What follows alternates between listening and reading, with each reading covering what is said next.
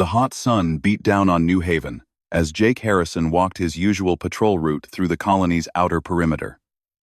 Dust kicked up with each step, coating his worn boots in a thin layer of red clay. The war had been over for 8 months now, but the scars remained everywhere he looked. Burned buildings stood like broken teeth along the main street. Empty lots marked places where homes once stood before the Crithian bombardments. Jake adjusted his security badge and continued walking. He tried not to think about the past, but some days, it crept up on him anyway. His wife Karen and daughter Sophie had died in the first wave of attacks 3 years ago. The pain had dulled to a constant ache, like an old wound that never quite healed. A small sound caught his attention. Crying, soft and frightened, coming from behind a pile of rubble near the old marketplace. Jake's hand moved to his weapon, out of habit, then relaxed. The war was over. The Crithians had retreated to their own worlds after the treaty was signed. He moved closer to the rubble, stepping carefully over broken concrete and twisted metal. The crying grew louder. Jake rounded a corner and stopped in his tracks. A small child sat huddled against a collapsed wall, arms wrapped around thin legs. The boy couldn't have been more than 4 years old. Dirt covered his face and ragged clothes, but it was the patches of dark scales on his arms and the golden eyes that made Jake's breath catch in his throat. Half Crithian, a child born during the occupation. The boy looked up at Jake with those strange golden eyes and whimpered, shrinking back against the wall. He was terrified. Jake could see the child's ribs through his torn shirt. How long had he been alone out here? Jake knelt down slowly, keeping his movements gentle. "Hey there, little guy. It's okay. I'm not going to hurt you." The child didn't respond, just stared with wide, fearful eyes. Jake noticed dried tear tracks on the dirty cheeks. His heart twisted painfully. This was just a scared, hungry kid. Nothing more. "Are you hungry?" Jake asked, pulling a ration bar from his pocket. He broke off a piece and held it out. The boy's eyes locked onto the food. After a long moment, a small, scaled hand reached out and snatched the piece. He stuffed it into his mouth, chewing desperately. Jake gave him the rest of the bar and watched him eat. "Where's your mother, son?" The boy swallowed and whispered something in Crithian. Jake didn't speak the language well, but he caught one word. "Gone." "She left you?" The child nodded, fresh tears spilling down his cheeks. Jake felt anger rise in his chest, but not at the child. At whoever had abandoned this innocent boy to starve alone in the ruins. He stood and held out his hand. "Come on. Let's get you somewhere safe." The boy hesitated, then placed his small hand in Jake's larger one. They walked together back toward the main settlement, the child's thin legs struggling to keep pace. They hadn't made it 50 feet before Danny Cooper intercepted them. The younger security officer's eyes went wide when he saw the child. 9. "Jake, what are you doing?" That's one of them." "This is a scared, hungry child," Jake said firmly. "I'm taking him to medical." "People aren't going to like this," Danny warned. "You know how they feel about the half-breeds. They blame them for everything that happened." "He's 4 years old, Danny. He didn't bomb our homes." Danny shook his head but didn't argue further. Word spread fast in the small colony. By the time Jake reached the administration building with the child, a crowd had gathered. The voices weren't friendly.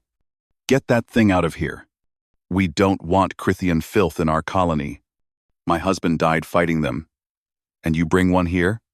Jake kept walking, the boy's hand gripping his tighter with each shout. Inside the building, Patricia Moore stood waiting, arms crossed. The colony administrator was a hard woman made harder by war. "Explain this, Harrison. Found him abandoned in Sector 7. He needs medical attention and food." Patricia looked down at the trembling child. Her expression softened for just a moment before hardening again. "We have protocols for this. The half-Crithian children are supposed to be processed and sent to the refugee camps on Earth. He's a baby, Patricia, look at him. I see exactly what he is. The product of the occupation. A reminder of everything we lost. She paused, studying Jake's face. But you're right. He needs care. The question is, who's going to take responsibility for him until we can arrange transport? Silence filled the room. The other staff members looked away. Jake looked down at the boy clinging to his leg. Those golden eyes stared up at him with desperate hope. He thought about Sophie, about how she'd looked up at him the same way when she was scared. His chest tightened. I will, Jake heard himself say. I'll take responsibility. Patricia's eyebrows rose. You understand what you're saying? This colony lost good people to the Crithians. Taking in one of their children, even a half-breed, won't win you any friends. I understand. You could lose your position. You're standing in the community. You're standing. Jake knelt down and met the child's eyes. What's your name? Son? The boy whispered softly. Kin. Well, Kin, how about you come stay with me for a while? The boy nodded. A tiny smile, breaking through the fear. Jake stood and faced Patricia. I'll take him. Whatever consequences come, I'll accept them. Patricia studied him for a long moment, then nodded. Get him to medical first. Then take him home. And Harrison? I hope you know what you're doing. As Jake led Kin out of the building, the boy's small hand still in his, he heard the whispers starting. He'd made his choice. A choice that would cost him dearly in the days ahead. But looking down at the grateful smile on Kin's dirty face, Jake knew he couldn't have chosen differently. The morning sun had barely risen when Jake heard the pounding on his door. He'd been awake for hours anyway, watching Kine sleep on the small cot he'd set up in the corner. The boy had cried himself to sleep the night before, calling out for his mother in a mixture of Crithian and broken English. Jake opened the door to find Danny Cooper and Linda Parks standing on his doorstep. Their faces told him this wasn't a friendly visit. Jake, we need to talk, Linda said, not meeting his eyes. She'd been Karen's best friend once. Now, she could barely look at him. Come in, Jake said quietly, glancing back at Kin's sleeping form. Danny shook his head. Out here is better. We don't want to wake it. Him. Jake corrected. His name is Kin. Linda crossed her arms. Jake, please. You have to see reason. Everyone's talking about what you did yesterday. People are angry. Let them be angry. It's not that simple, Danny insisted. Governor Webb called a staff meeting this morning. Half the security team is refusing to work with you. They say if you're protecting the enemy's spawn, you can't be trusted. Jake felt his jaw tighten. The war is over, Danny. That child in there isn't our enemy. Tell that to the families who lost people, Linda said, her voice breaking. Tell that to Maria Santos, whose daughter was killed in the marketplace bombing. Tell that to old Henry Kim, who watched his sons die defending this colony. I lost my family too, Jake said quietly. You think I don't remember? You think I don't see Karen and Sophie every time I close my eyes? Then how can you do this? Linda's eyes filled with tears. How can you take in one of their children when your own daughter is gone? Jake looked away, struggling with the answer himself. Because someone has to break the cycle. Because that boy didn't ask to be born into a war. Because Sophie would have wanted me to help him. Danny shook his head. You're making a mistake, friend. A big one. They left without another word. Jake stood in the doorway, watching them walk away. Friends for 5 years. And now they couldn't stand to be near him. It only got worse from there. By the end of the week, Jake received official notice from Patricia Moore. He was being removed from security duty and reassigned to waste management. The letter didn't say it directly, but Jake understood. They were punishing him, hoping he'd give up Kin and accept reassignment back to his old position. He crumpled the letter and threw it away. Kin watched from the corner, those golden eyes following Jake's every movement. The boy had started speaking more, his English improving each day. He was smart, picking up words quickly, but he still flinched at loud noises and cried out in his sleep. "Papa Jake?" Kin said softly. He'd started calling Jake that on the third day. Jake's heart had nearly broken when he heard it. "Yeah, buddy. Why do people look at me like that? Like they're scared?" Jake sat down beside the boy. "How did you explain hatred to a 4-year-old? They're not scared of you, Kin. They're scared of what you remind them of. The war hurt a lot of people. My scales? Your scales are fine. You're fine just the way you are." But the colony didn't think so. Jake learned that quickly enough. When he took Kine to the market for food, people moved away from them. Mothers pulled their children close.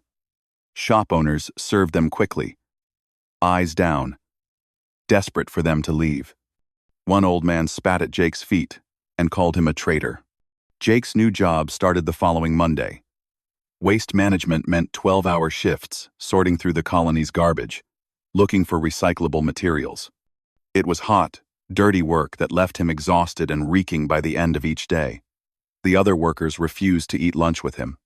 He came home each night to find Kin waiting by the window, face pressed against the glass. The boy would run to him, not caring about the smell, just happy to see his Papa Jake. 2 weeks after taking Kin in, the Colonial Council called a formal hearing.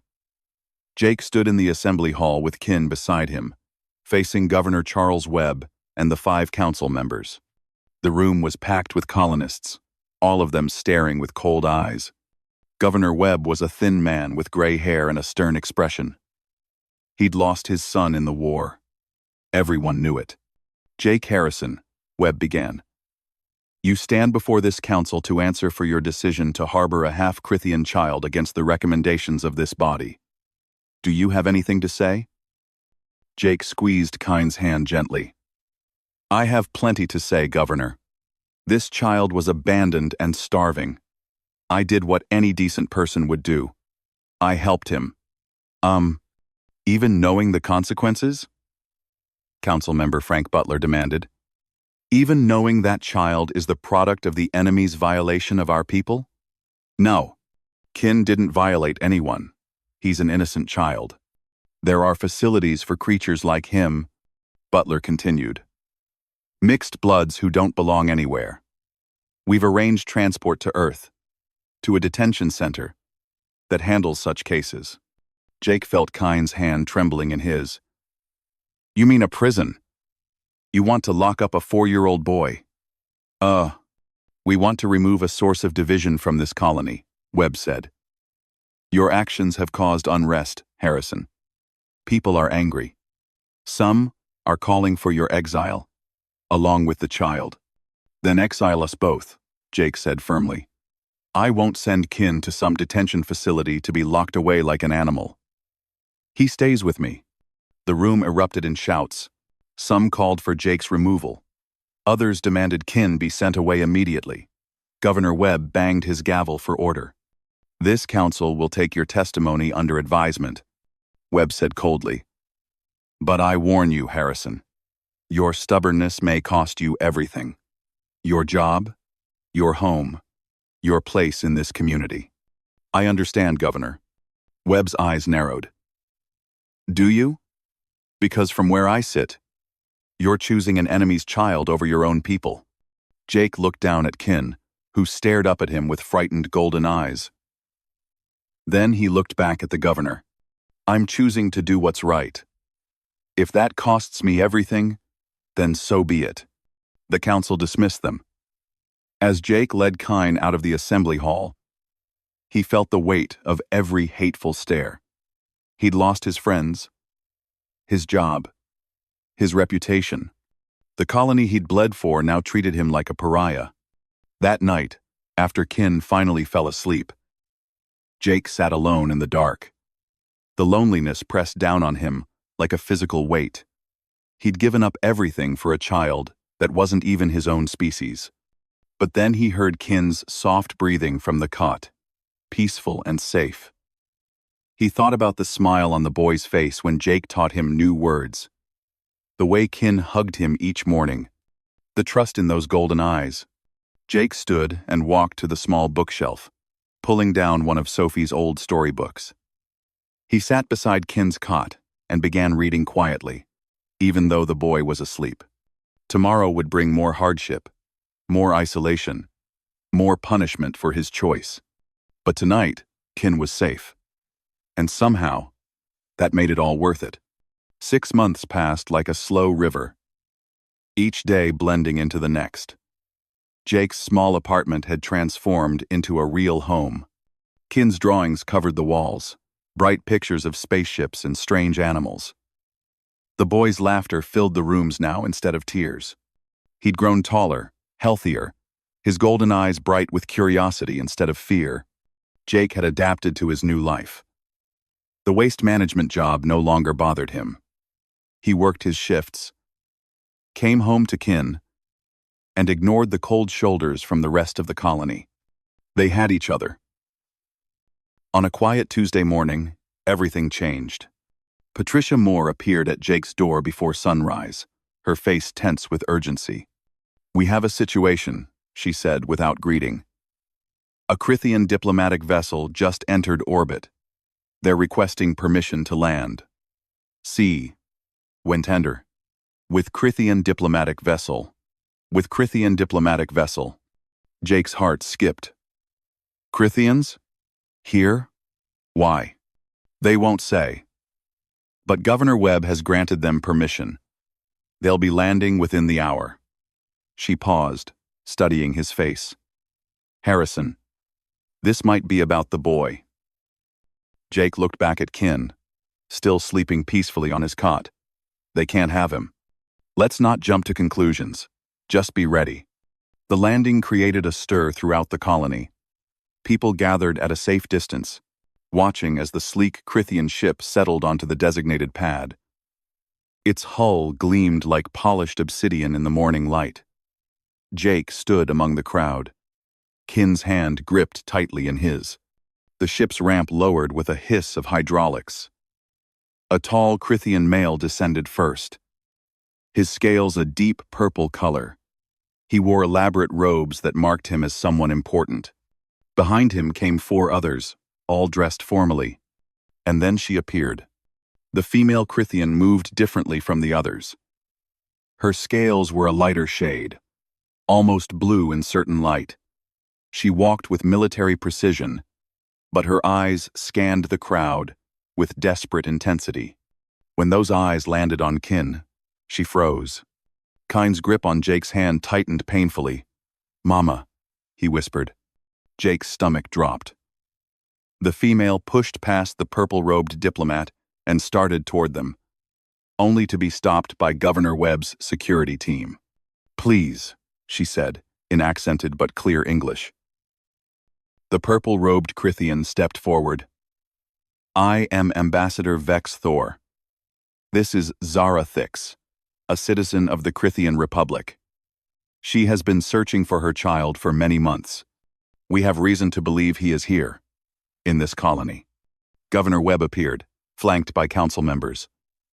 "The half-Crithian child is indeed here, under the protection of one of our citizens." "Protection?" Zara Thix's voice broke.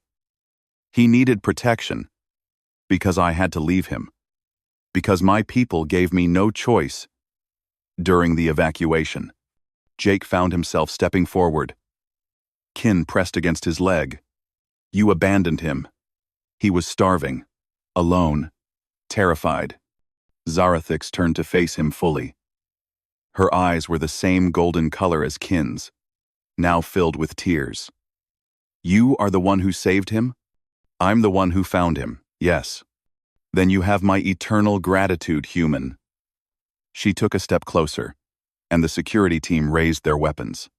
She stopped, hands raised. "Please. I mean no harm. I only wish to see that my child is well."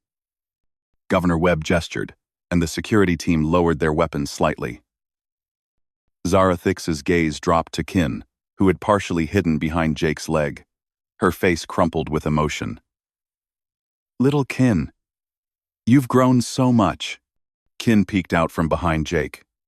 Mama left me. The words hit Zarathix like a physical blow. She sank to her knees despite the armed guards around her. I know, my precious one, and I am so sorry. Every day since, I have searched for you. Every night, I cried for you. Ambassador Vex Thor spoke quietly. Perhaps we could discuss this in a more private setting? This is a family matter, not a public spectacle. Patricia Moore stepped in. The administration building. Conference room 2. Just the involved parties and necessary officials. 20 minutes later, Jake sat across a table from Zarathix, with Kin on his lap. Governor Webb, Ambassador Vex Thor, and Patricia Moore occupied the other chairs. The tension in the room was thick enough to cut. Tell us your story, Webb said to Zarathix. She took a shaky breath. I was a low-ranking soldier, conscripted against my will. During the occupation, I was assigned to patrol duty in the residential sectors. Her eyes grew distant. There was a human man. Alan Carter was his name. He showed me kindness when he had no reason to. Shared food when I was hungry. Treated me like a person, not an enemy. Jake listened, his heart unexpectedly softening. We fell in love, Zarathix continued. In the middle of war, we found something beautiful. When Kin was born, we dreamed of a future together. But then the counteroffensive came. Alan died in the crossfire, trying to protect us. Tears streamed down her scaled cheeks. When the evacuation order came, it was chaos. My commanding officer said no human children, no half-breeds. I begged. I pleaded. They dragged me onto the transport ship. Why didn't you come back sooner? Jake asked, surprised by the gentleness in his own voice. I tried. My people forbade it. Said the war was over, and all ties must be severed. I was placed under watch. She looked at Ambassador Vex Thor. It took months to find someone willing to help me. To locate which colony Kin had been left at. The ambassador nodded. I have children of my own. When Zarathix came to me with her story, I could not turn away. Whatever our people's past, a mother deserves to know her child is safe. Kin had been quiet, processing everything. Now, he spoke softly. You didn't want to leave me? Never, my heart. Never by choice. Governor Webb cleared his throat. What exactly are you proposing here? You can't expect us to just hand over the child. Zarathix's eyes went to Jake. For a long moment, they simply looked at each other. Jake saw in her face the same pain he'd carried for years. The loss of loved ones. The guilt of survival. I see how my son looks at you, she said quietly. He calls you Papa. You care for him as your own. I do, Jake admitted. On my world, Kin would face cruelty. The pure-blooded Krithians would never accept him. They would call him tainted, damaged. Fresh tears fell. I cannot take him to a life of hatred. Then why come? Patricia asked. Zarathix straightened her shoulders. I wish to make a proposal, an unprecedented one. She looked directly at Jake. I want to stay here, on New Haven. I want to be part of my son's life. But I understand he has found a father in you. I ask permission to remain, to co-parent Kin with you. The room fell silent. Jake's mind raced. You would give up your own world? He asked. I would give up anything for my child. And perhaps, she hesitated. Perhaps I can serve this colony. My people caused great harm here. Let me work to heal those wounds. Let me prove that not all Krithians are enemies. Governor Webb stood abruptly. This council needs to discuss this matter. Harrison, take the boy home. Zarathix, you will remain in diplomatic custody until we reach a decision. As guards escorted Zarathix away, she called out, "Kin, I love you. Little one. Always." Kin buried his face in Jake's chest. "Papa Jake, I'm confused." Jake held him close, walking out into the bright sunlight. "Me too, buddy. Me too." But as they walked home, Jake couldn't stop thinking about the look in Zarathix's eyes. The same desperate love he felt for Kin, reflected back at him from an enemy soldier's face. Maybe, just maybe, there was a path forward he hadn't imagined. That night, Jake lay awake long after Kin fell asleep, wondering if he could share the boy he'd come to love with the mother who'd never stopped searching. The next morning, Jake received a message from Ambassador Vexthor requesting a private meeting. The location was neutral ground, a small park on the edge of the colony that nobody used much anymore. The trees there had survived the war, their branches offering shade from the harsh sun. Jake arrived to find Zarathix sitting alone on a bench, two armed guards standing at a respectful distance. She looked smaller somehow, less like a soldier and more like a tired mother. When she saw him approach, she stood quickly. "Thank you for coming," she said. "I wasn't sure you would." Jake sat down on the bench, leaving space between them. "Kin asked about you this morning. Wanted to know if you were real, or if he'd dreamed you." Zarathix's breath caught. "What did you tell him? That you were real? That you came back for him?" Jake turned to face her. "I need to understand something. You say you were a soldier. How many humans died because of you?" The question hung in the air like smoke. Zarathix didn't look away. "I don't know the exact number. In war, you often don't see the faces of those you hurt." She closed her eyes. "But I remember. Some. A man running from a building we were ordered to clear. An old woman who wouldn't evacuate her home. Their deaths are mine to carry. Why should I trust you with Kin after that?" "You shouldn't," Zarathix said simply. "I have done terrible things, but I was also a slave to my government's war machine. They conscripted me from my home, trained me to follow orders without question. That's not an excuse, just the truth." Jake studied her face, looking for deception. He found only exhaustion and regret. "Tell me about Alan," he said softly. "Kin's father." Zarathix's expression softened. "He worked in the agricultural sector. Grew food for the colony. When I was assigned to patrol his area, he would leave small portions of fruit at the checkpoint. At first, I thought it was a bribe, but he did it for everyone, human and Crithian alike." She smiled sadly at the memory. "One day, I asked him why. He said his grandmother taught him that kindness costs nothing but can mean everything. We started talking. Small conversations at first. He told me about Earth, about growing seasons and soil composition. I told him about Crithia, about our ancient forests and crystal caves." "You fell in love," Jake said. "Yes. Slowly, then all at once. We both knew it was forbidden, dangerous, but in the middle of so much death, we found something alive and beautiful." She wiped her eyes. "When I learned I was carrying Kin," Alan cried with joy. "He said our child would be proof that peace was possible, that love could bridge any divide. And then he died." Zarathix nodded. "The human resistance attacked our garrison. Alan was caught between the forces. He shielded us with his body." Her voice broke. "The last thing he said was to protect our son, no matter what." Jake felt his throat tighten. He understood that kind of love, that kind of sacrifice. "I failed him," Zarathix continued. "When the evacuation came, I let them take Kine from my arms. I was weak. A coward.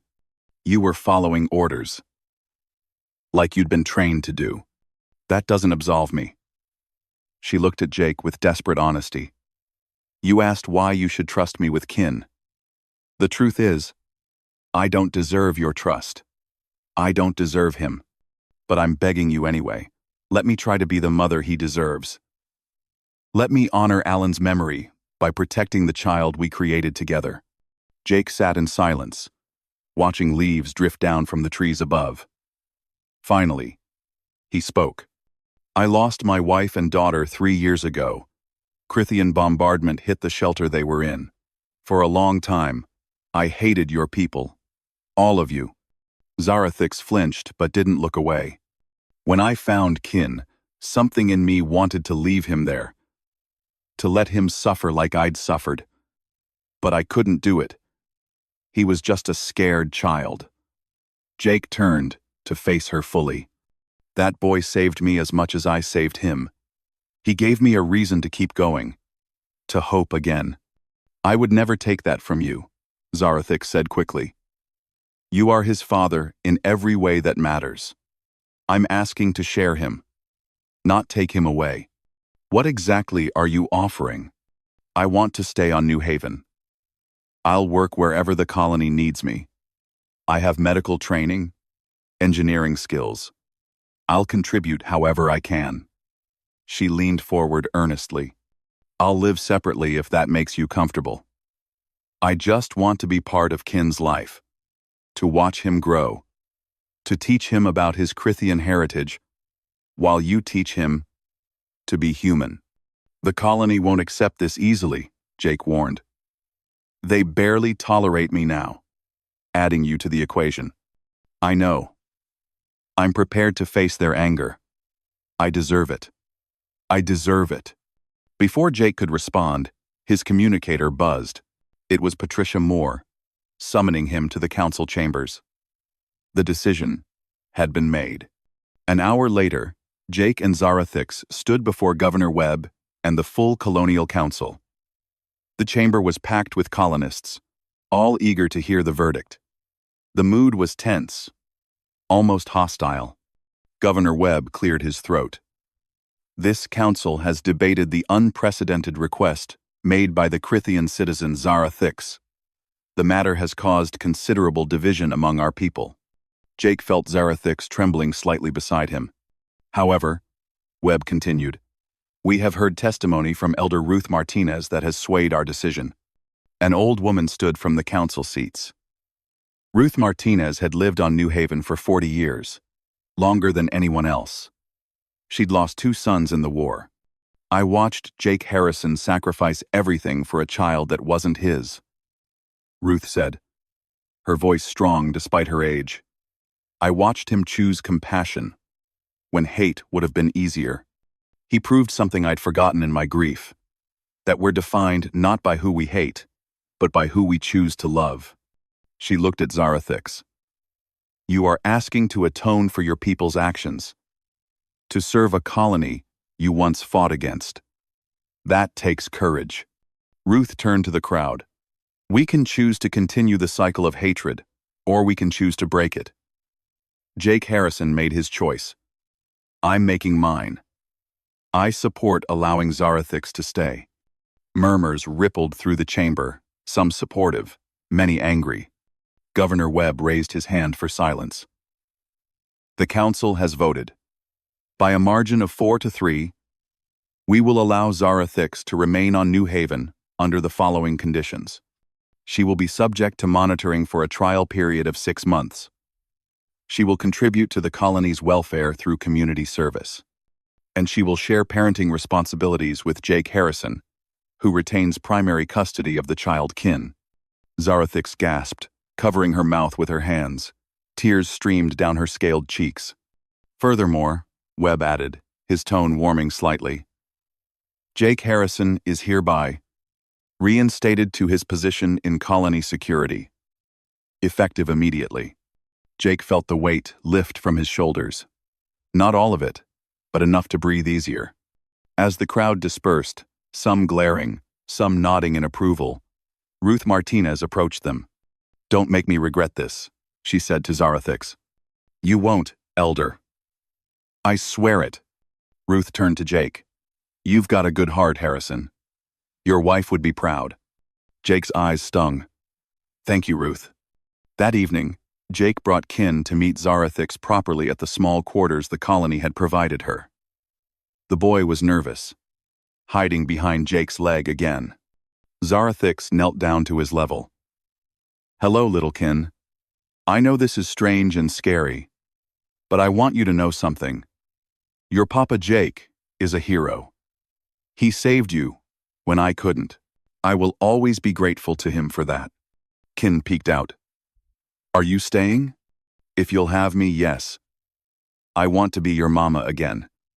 But Papa Jake will always be your papa too. You'll have both of us. Like a real family?" Zarathix looked up at Jake, a question in her golden eyes. Jake found himself nodding. "Yes," he said. "Like a real family." Kin smiled then. The first genuine smile since Zarathix had arrived.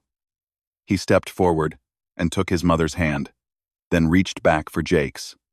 Standing there, connected by the child they both loved, something fundamental shifted. The war wasn't over in people's hearts. Forgiveness wouldn't come quickly, but they'd taken the first step towards something new. A family built not on blood or species, but on love and second chances. 3 months passed in a rhythm that felt almost normal. Jake worked his security shifts while Zarathix volunteered at the colony hospital, using her Crithian medical knowledge to help treat patients. Kin went to the small colony school, where he was slowly making friends despite some parents' objections. Every evening, the three of them had dinner together in Jake's apartment. Zarathix would tell stories about Crithian culture, teaching Kin words in her language. Jake would help with homework and read bedtime stories. They were learning to be a family, awkward and uncertain, but genuine. The colony's acceptance came slowly. Some people began nodding to Zarathix in the streets, instead of glaring. Others still crossed to the other side when they saw her coming. But change was happening. One small step at a time. Danny Cooper finally approached Jake one afternoon at the security station. His face showed embarrassment and regret. "Jake, I owe you an apology. A big one." Jake looked up from his reports.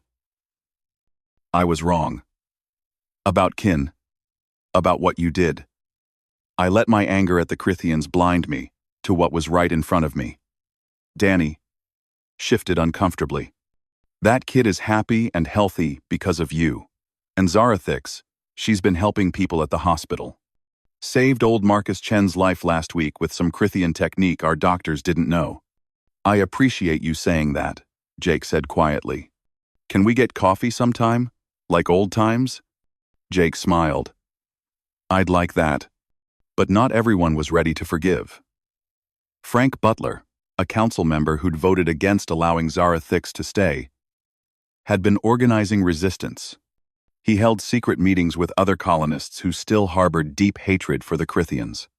One night, Jake was awakened by an urgent call from Patricia Moore. "We have a situation. Get to the administration building now." Jake arrived to find chaos. Patricia, Governor Webb, and several security officers stood around a table covered with evidence. Weapons, maps, photographs. "What's going on?" Jake asked. Webb's face was grim. "We've uncovered a plot. Frank Butler and at least a dozen others were planning an attack on the Crithian delegation quarters. They intended to kill Ambassador Vex Thor and his staff." Jake's blood ran cold. "And Zarathix?" "She was on the target list," Patricia confirmed. "How did you find out?" Webb gestured to a communication device on the table. "Someone tipped us off. Anonymous message received 2 hours ago, with details of the entire plan." One of the security officers spoke up. "Sir, we've traced the communication origin. It came from Zarathix's quarters." Jake's heart pounded. He turned and ran from the building, ignoring the shouts behind him. He sprinted through the dark streets to Zarathix's small apartment and pounded on the door. She opened it, still dressed, her face worried. "You warned us about the attack. How did you know?" Zarathix stepped aside to let him in. I have contacts. Other Crithians who remained on New Haven in hiding. They heard Butler and his people talking in public places. Planning. They came to me this afternoon. Why didn't you come to me first? Because I knew you would try to protect me, to talk me out of reporting it. She met his eyes steadily. This colony gave me a chance when they had every reason to refuse. Those men wanted to destroy that chance and murder innocent people. I couldn't let that happen, even if it meant putting myself in danger.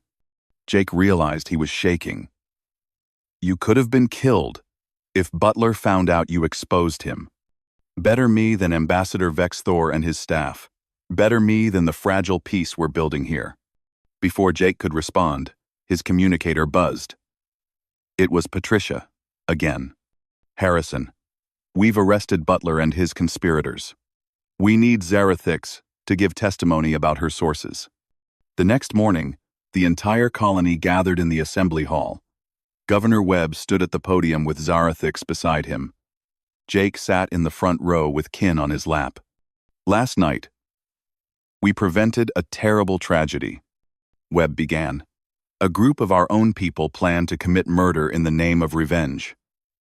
They were stopped because one person had the courage to do what was right, even at great personal risk.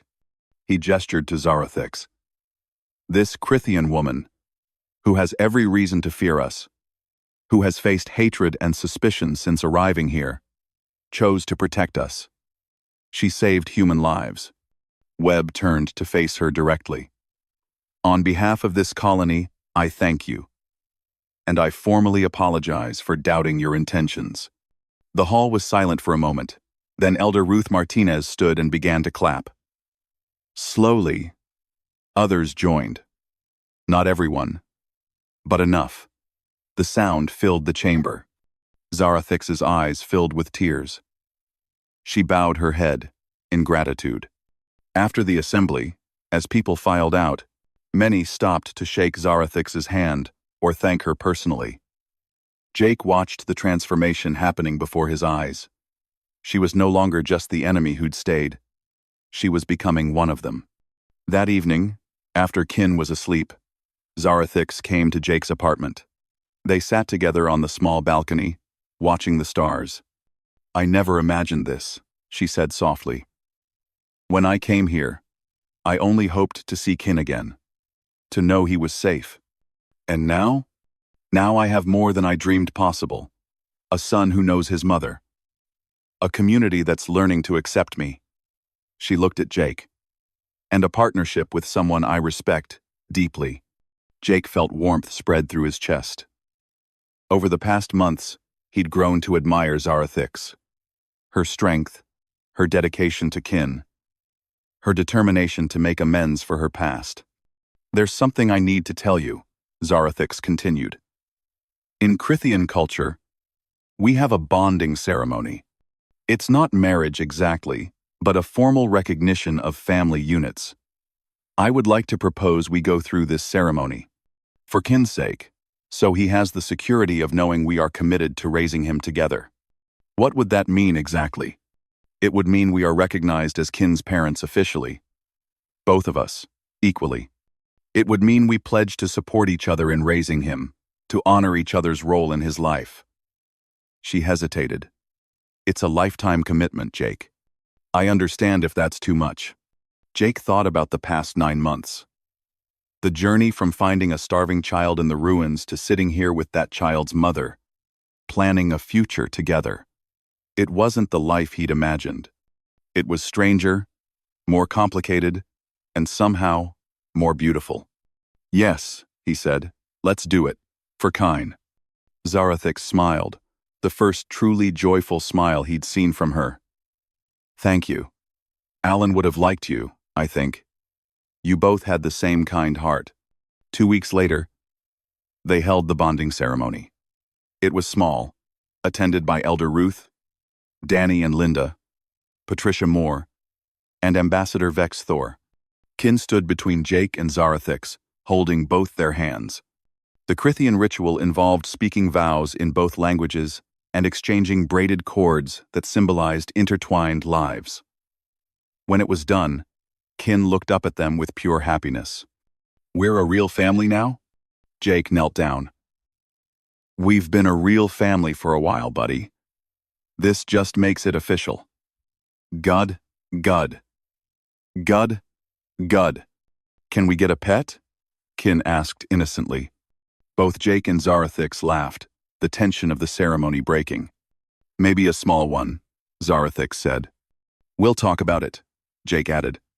As they walked home together through the colony streets, Jake noticed people smiling at them. A few even waved. The hatred hadn't disappeared entirely. Probably never would. But something had shifted. Kin ran ahead, pointing at things excitedly, calling back to both his parents. Jake and Zarathix walked side by side, not quite touching but comfortable in each other's presence. "Do you ever regret it?" Zarathix asked quietly. "Taking him in that day? Everything it cost you?" Jake watched Kin laughing as he chased a butterfly through the evening air. He thought about Karen and Sophie. How they would have loved this strange, beautiful family he'd found. "Not for a second," he said. "You? Coming here was the hardest thing I've ever done. Facing the people my government hurt, knowing I was part of that pain." Zarathix smiled softly. But seeing Kine happy, safe, loved by two parents, worth every moment of fear and uncertainty. Kin ran back to them, grabbing both their hands. "Come on!" As they let Kine lead them through the twilight, Jake realized something profound. He'd thought saving Kine was his act of compassion, his choice to break the cycle of hatred. But Kin had saved them both, given them purpose, brought them together, and shown an entire colony that healing was possible. They reached the ruins, where Jake had first found the scared, starving child 9 months ago. Now those same ruins were bathed in the golden light of sunset, and the scared child was a confident, happy boy surrounded by love. "This is where our family started," Kin said proudly. Jake squeezed his hand. "Yes, it is." Zarathix's eyes met Jake's over Kin's head. In that look was understanding, gratitude, and something that felt like hope for whatever future they would build together. One child, two parents. One colony learning that the best way forward wasn't revenge, but compassion. And somehow, against all odds, it was working. Claude is AI and can make mistakes. Please double-check responses. Sonnet 4.5.